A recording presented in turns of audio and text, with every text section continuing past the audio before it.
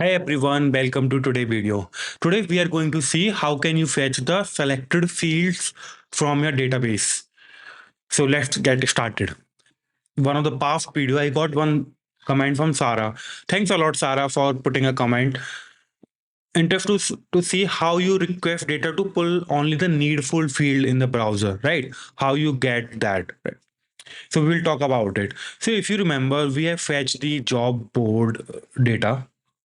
Let me go to there, right here using this function, right here we are passing a star, and that basically keep fetching me all the columns in my table.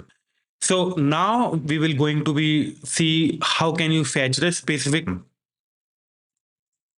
So just to remind you, we have a table called job that have all of these column, right? All of these column. Now all these columns are fetching from the backend. What if I only want to fetch job title and company name? That's the two field that we want to fetch, no other field. If you are a bubble developer, you know you can't do in the bubble.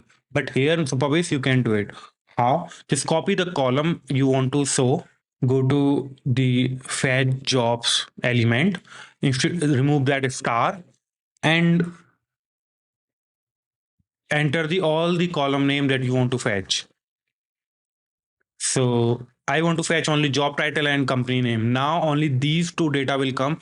No other data should we come. So if I just refresh my page, see now we can't see job type, created at, and everything.